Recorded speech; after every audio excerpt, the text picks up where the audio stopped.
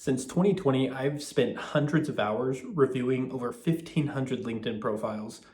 This experience, coupled with my time as a recruiter and a LinkedIn employee, has taught me a lot of things that you should be doing with your LinkedIn profile to get a job. But I've also learned a lot of things that people make mistakes on LinkedIn. And so today in this video, we're going to cover the top 8 mistakes that I saw across the most number of LinkedIn profiles and what you can do to avoid those mistakes, but also to fix them to improve your profile. So the first mistake is when someone has no cover photo. Now, the reason why this is a big mistake, it honestly doesn't add a lot to your profile SEO. So having a cover photo or not doesn't make you rank higher in your recruiter searches, but it is one of the strongest things that you can do to create a first impression when someone views your profile. Also, if you've ever even Googled anything about LinkedIn profile tips or LinkedIn optimization tips, a headline and a cover photo are usually right at the top.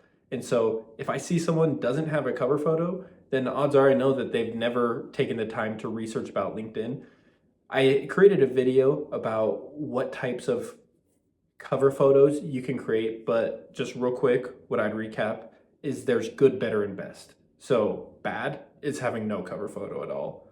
Good is having any cover photo. So nothing, something is better than nothing, so that's good. Better is being able to answer the question, hey, why did you pick that photo? So instead of like, hey, why did you pick that photo? It was a pretty stock photo, or, oh, I thought there were pretty mountains. If you can tell a story like, oh yeah, this is the town that I grew up, or this is my university, or tell a story and get a conversation going, then that is a better scenario. And best when it comes to cover photos is something that establishes a first impression, a strong first impression. So if you have public speaking experience and you're talking in front of a crowd, or you have banner that showcases your skills, your hard skills, what you do, a value proposition, etc. I'll go into this more often in future videos, but that's what I'd say for a cover photo is good, better, and best. Coming in at number 2 is when someone has a default headline. Now, this is actually a very big missed opportunity if you have not edited your headline. So if you're not familiar, a default headline, if you've never edited it before, the default headline is going to be the title of your current job at the company that you're working at. So for me, it would be Associate Digital Growth Manager at Okta. So it just copies the title that you put in for your current experience at the company that you work for. If you don't have anything indicated as presently working, then it will say student at X university if you're currently studying. And so if I see a default headline, X title at Y company, then that is a big mistake because you're missing out on a lot of SEO opportunity. And so what I usually recommend, I also created another video about the different types of headlines and how you can structure your headline. But what I'd recommend is your current title, so Associate Digital Growth Manager at Okta, an experienced past title, so experienced social media manager, and then list 3 to 4 hard skills that are related to the roles that you're interested in. And so hard skills, what I refer to this is if you Google 10 to 15 job descriptions of a role that you're interested in, scroll down to the bottom where it says requirements or responsibilities. And if there's something that is repeated in about 50% of those job descriptions, then that's a good candidate for a type of skill that you should include in your headline. So if you're software engineering, you could do like HTML, C++, CSS, whatever those different skills are. Those are good candidates for something that you should include in your headline. Now, this is referring only to those who are looking for a job actively. If you're a business owner and you're not currently looking for a role, or you're trying to create a personal brand, then the headline is a great place to leverage for your value proposition. But like I said, I go into that in another video, but that is the second mistake that I saw across many profiles is when they have a default headline.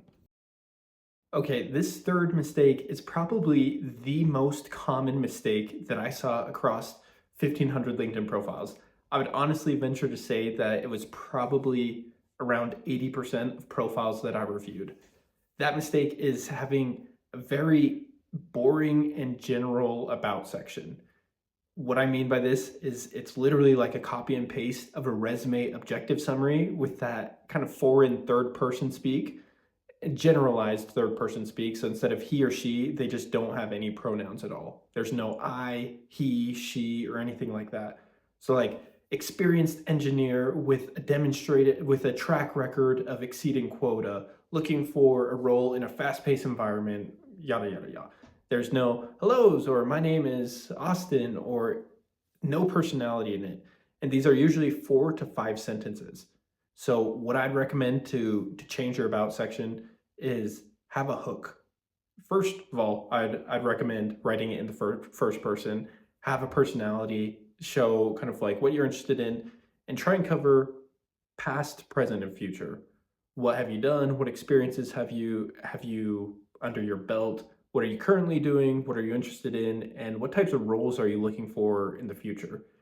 And then as a bonus tip, what I'd recommend is to have what I like to do when I'm not at work paragraph. So for me, I love to, when I'm not at work or spending time with my family, I love to play golf. I'm big tennis. I play video games. I play card games. And so that is actually one of the things that recruiters bring up to me most in interviews is they read a fun fact from my about section about birds. If you want to take a look at my about section, you can check that out. And then the last thing is to have a skills include paragraph that just lists as many skills, hard skills, as you have. And so that is kind of the solution for fixing problem number 3 of a very boring and vague about section that probably 80 to 90% of your competition are also using. Number 4 is when there are no bullet points or descriptions in a job experience. This is actually a lot more common than you probably think, and I honestly don't know why. It's a very quick fix, and the reason why people are coming to your LinkedIn profile is because they want to see your work experience. They want to see what you've done if you have accomplishments. And so what I'd recommend is honestly just copy and paste the bullet points from your resume and even add more. You know, the resume, you're limited to 1 page. On LinkedIn, it can be as long as you want. And so apart from the resume bullet points that you copy and paste in, you can add context about your company. If it's a company that no one has ever heard of before, then I would definitely recommend this part. You know, you don't want to risk having a recruiter be like, what is this company? I've never heard of it before. They click on the company profile, leave your profile, and then they say, okay, yeah, that's just like a 5-person startup, or, oh, it's not really interesting, or anything like that. Because when you take the recruiter off of your profile to look at the company profile, you're risking that they never come back. And so this is your chance to sell the company that you work at, why what the company is doing is relevant to the roles that you're interested in, and also include skills and specializations of the company that you work for. Number 5 is when there are no photos or attachments anywhere in the profile. Honestly, photos and attachments are a great way to add on to what you've done. You know, there's the show and there's the tell. The tell is the description of your work experience, and the show is actually adding a link to it or having a photo. So instead of just saying, I trained a group of 50 people, if you have a photo of you giving a presentation to that group, then that is a great thing to include as an attachment to your job experience section. Also, this also includes the featured section. A lot of profiles don't use it, but it is a very important part of your profile that has prime real estate. It's right at the top of your profile. And so what I'd include in your featured section is simple. If 10 people visit your profile, what is the thing that you want all 10 people to guaranteed see? And so if it's most valuable employee of the month or an accomplishment that you had, put it in the featured section. And that across your profile, I think there's the featured section, the experience section, and also the education section. Those are all places that you can add a photo or a link to an external site to show like, hey, this is exactly what I'm talking about. My portfolio or the thing that I describe in my job experience section.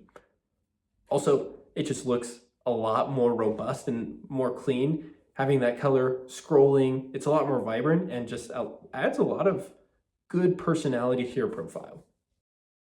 For number 6, this is actually probably what I'd argue is one of the most important takeaways that you could take from this video, and that's the mistake of highlighting soft skills over hard skills.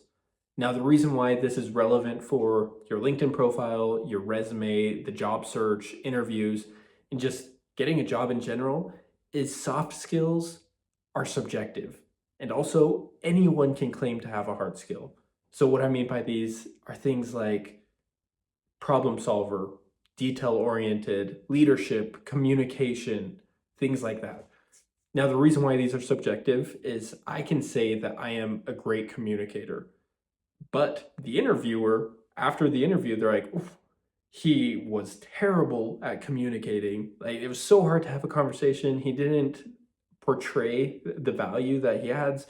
And so, who is the one that is actually measuring that you are a good problem solver or that you're detail oriented?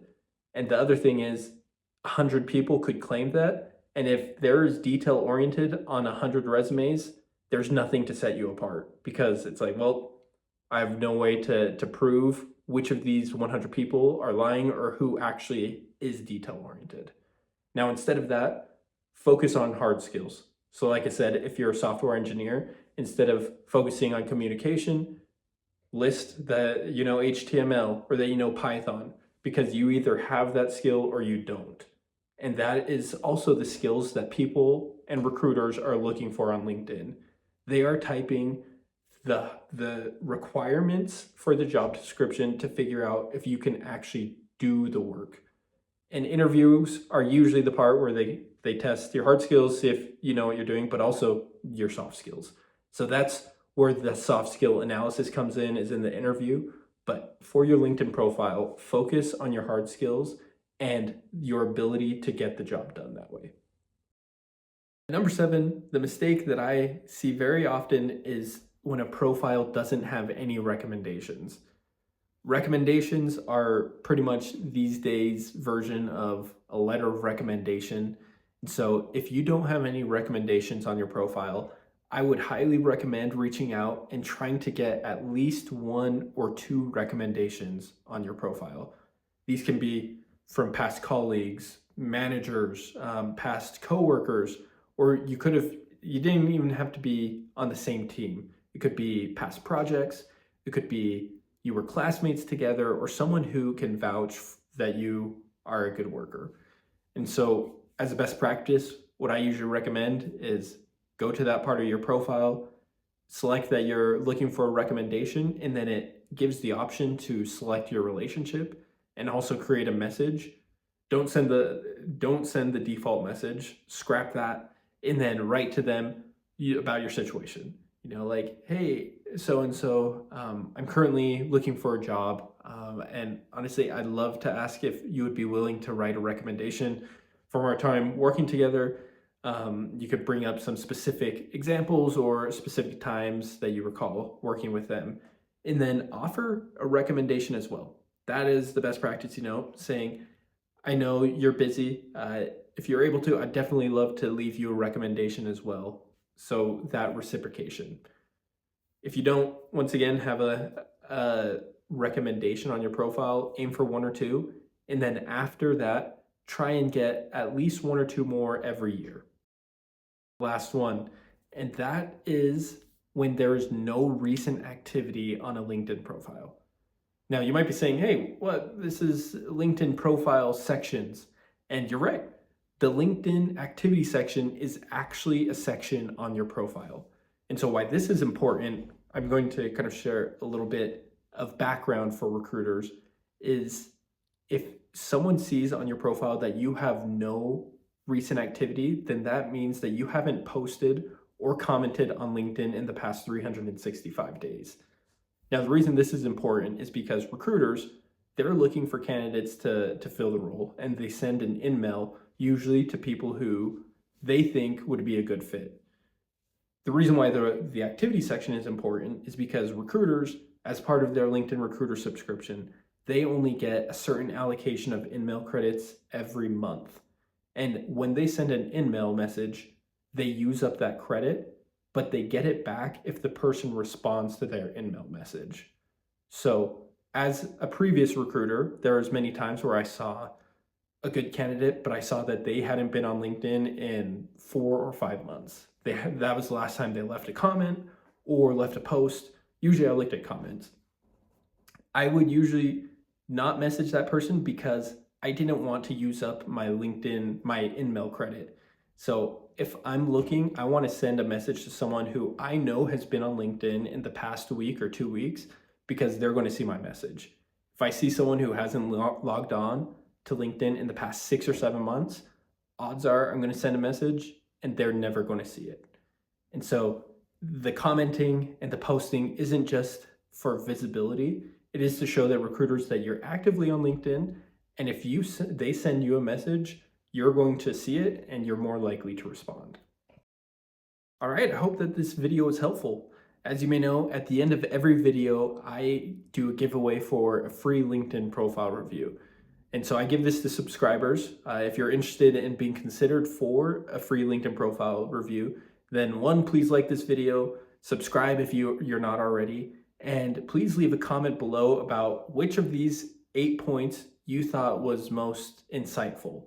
What's something that maybe you learned, or which of these bullet points is something that you want to take and fix on your own profile. I'll read through the comments, and then I will select one person to receive a profile review that I'll send to your email. And if that is the case, or if you're not selected this time, please do stay tuned for future videos, and I will continue to make this offer, and hopefully we'll get your profile reviewed at some point. Thanks so much, everyone, for stopping by, and see you next time.